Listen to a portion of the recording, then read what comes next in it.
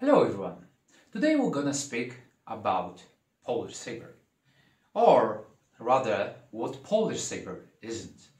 The three red flags or three aspects of the system or three aspects of current ideas or reconstruction of the system that are actually out of place and out of context. The context is one of the most crucial elements of each source study, of each system study. But in case of Polish sabre, which doesn't have a one direct source you can refer to, is much more relying on the idea of context and a wider approach towards research. The first red flag refers to the six pares. It is one of the most popular idea to incorporate modern Olympic fencing towards it. And by six pares, I mean the modern six pares that are designed or are actually used in modern Olympic fencing. I'm by no element referring to the idea of using six directions which were designed in Austria and later developed in British Empire to the level where it was a very specific or very particular element of the British system. Now, the six pares became an element of modern Olympic fencing due to the fact that this system generally developed on a completely different weapon and completely different idea behind fencing. Therefore, these are connected to completely different mechanics. So let's just show it again how those looks like. It's a first, second, third, fourth, fifth, and sixth pare. These are essentially completely wrong when used in reference to the Polish sabre. They were developed in the late 19th century and used through the 20th and 21st century with a completely different weapon, that is something with a very thin or light point and a heavy bell guard. These essentially have completely different idea behind parry, behind the mechanics of movement in mind.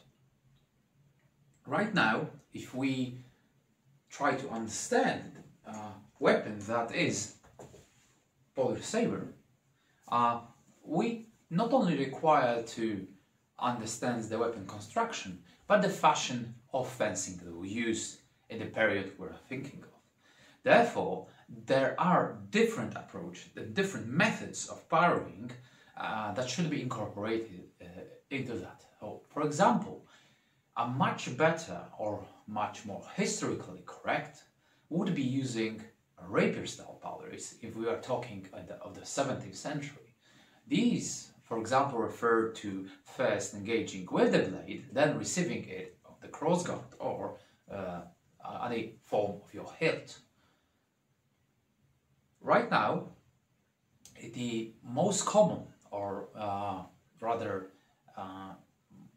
the easiest to refer to would be the 18th century fencing, which is or 18th century style Polish sabre, because it will refer to developed cut fencing systems throughout the Northern Europe. You have plenty of sources to rely on, and these are much different, especially considering there are lots of sources relying on the sabre itself. The second red flag is the grip. As you may have seen or noticed, the Polish sabre, or generally sabres of the 17th and 18th century, rely on or rather are recognized by the hilt construction. The hilt itself, or the grip itself, is very significantly asymmetric. And this asymmetry generally most often happens in the area of the pommel. Why is that? Because the element, the users themselves, had to support the part of the grip that was more useful for them in this kind of weapon. That is why, whenever you see a person gripping his saber by the upper part, which as necessarily didn't differ throughout most of the 17th and 18th century, in that part, it's a kind of a red flag. You can see that part has a significant change which supports your grip.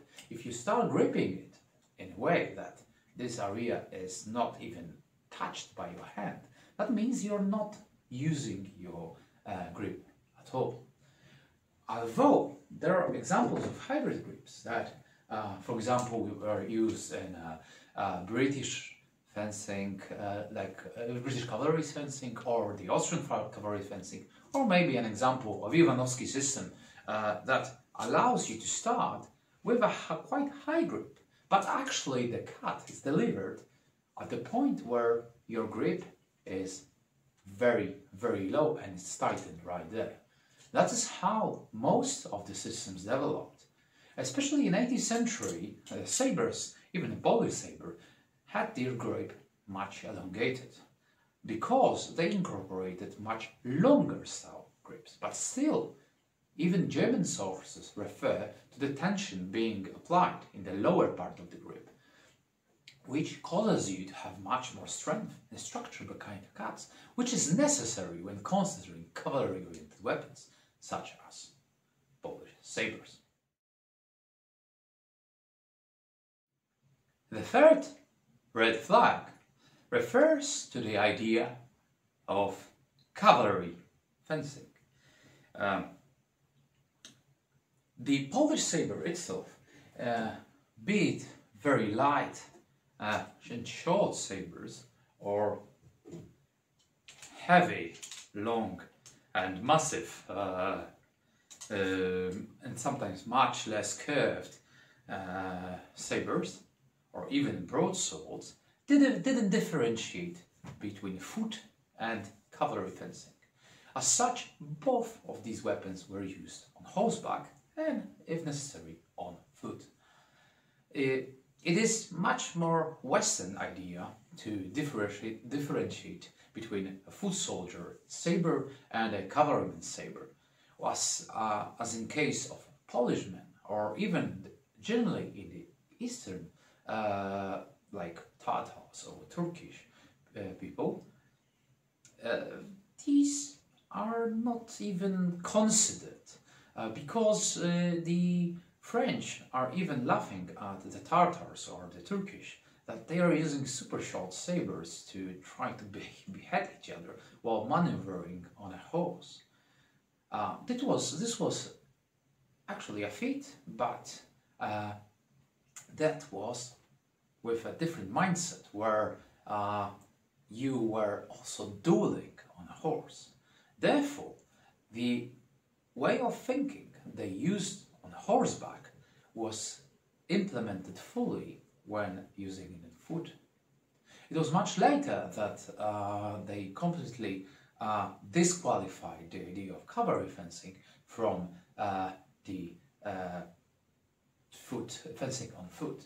But still, even in late 19th century, we can still see systems of fencing that are connecting the cavalry style fencing with the fencing of foot, like the German Gedächtnisfechten, which is directly connected to the French espadon, which is cavalry-oriented cut fencing. Now, how does it refer to the Polish saber? It's much easier to spot in the videos already made recently. There were 5 of them. They are very short videos, but presenting different tactical models, different approaches, and different way of thinking behind using a cavalry saber according to the sources.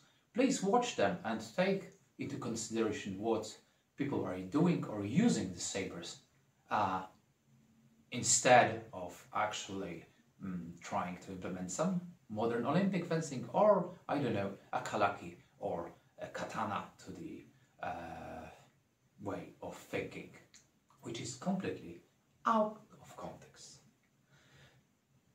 Thank you very much for your attention, and I would like to invite you to the annual, or two tournaments annually used with heavy sabers, which with rule sets that are very effective and fine to use with heavy sabers. The Sabre Master Tournament is happening within a month. See you there, or see you around the social media. Thank you.